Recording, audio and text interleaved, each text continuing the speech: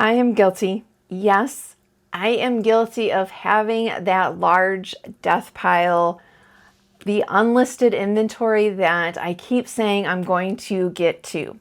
I think most of us resellers have some sort of unlisted pile, whatever you may call it. I'd love to know down below. What do you call your death pile? Do you call it your opportunity, your backup plan, whatever?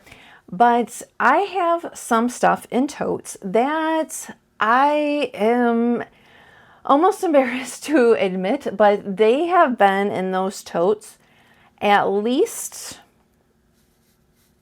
4 years, some even longer. So yeah, it is time. 2025, it is time to get through this death pile. Last year I told myself I was going to have it listed, at least half of it, if not all of it, by the fourth quarter. And you know how many totes I got through? 1. So I'm putting it out there so that we can hold each other accountable. If you choose to take this challenge with me, whatever your death pile is, let me know what you call it and what kind of size we're talking about. So this is a picture video of my death pile, all of these totes, yes. So no judgment here. Just comment, what's your pile like? How many pieces, how many totes, kind of that kind of thing. And again, no judgment. I thought that this could be the kickoff to hold us accountable to try to get through this by the fourth quarter. That I thought I would do a check-in, maybe, let's see, so it's February, so March, maybe in April, I'll do a check-in and tell you how I'm doing, and then you can tell me how you're doing. So mid-April, does that sound good? We really need to tackle these piles, am I correct? I mean, I think that we all agree, right, that shopping, for most of us at least, is the fun part. And yeah, I hope that some of the stuff is still in style, and that's another thing why we need to not have these piles around for so long. And yes, I'm talking to you, but I'm also talking to myself as a reminder, because I know that there are brands that sold like 4 years ago. I was probably really happy to find them, and they sold for a lot, and who knows if they even sell at all now. I may have just, passed up the prime time to get some of that stuff listed. But, one thing that is kind of nice about it being so long is it's like a surprise. It's almost like I'm going thrifting in my death pile area because I have no idea what is in those totes. So who knows? Some tips on how I'm going to tackle it. If you have any other tips, please share them. I am going to, instead of getting overwhelmed and thinking, oh my gosh, I have all these totes to go through, I'm just going to take one tote.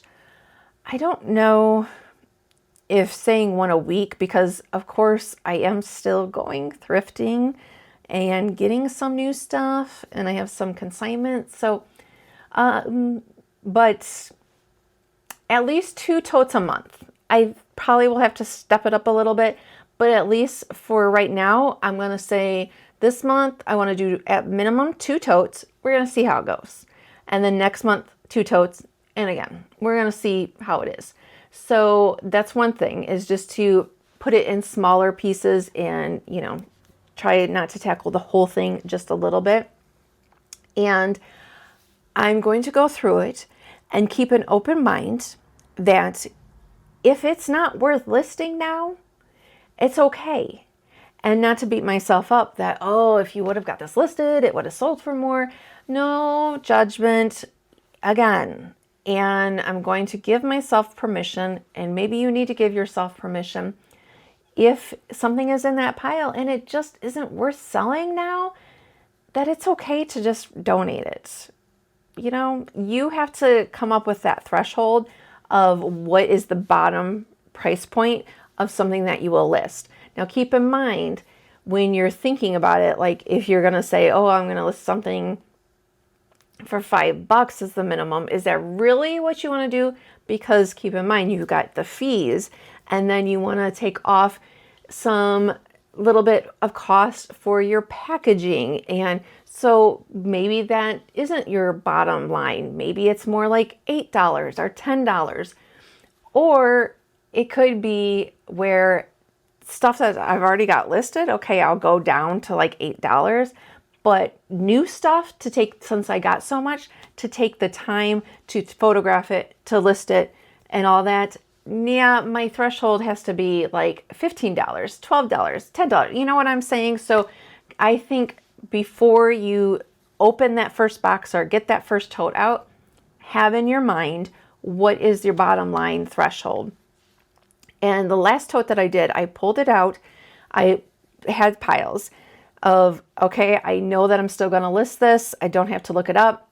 Things that at that point, I was maybe going to list it still with the stain or something, and now it's not worth it. So that pile, and then a pile of, okay, I know that this once sold. I'm not sure if it still sells. I need to look those up. So separate those.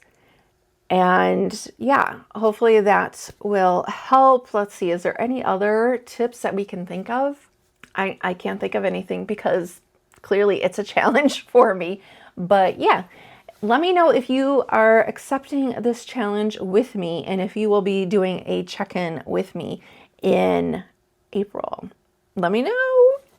I am excited, but kind of a little scared because I'm putting it out there to hold myself accountable. Yes, I want you to hold me accountable. So yeah, if you are a fellow reseller or you just love learning about reselling, maybe you're thinking about it, I hope that you will hit that subscribe button. It is free to do, and that you will join me here every Sunday and we can have a chat about reselling. Thank you so much. I'll see you next time. Bye.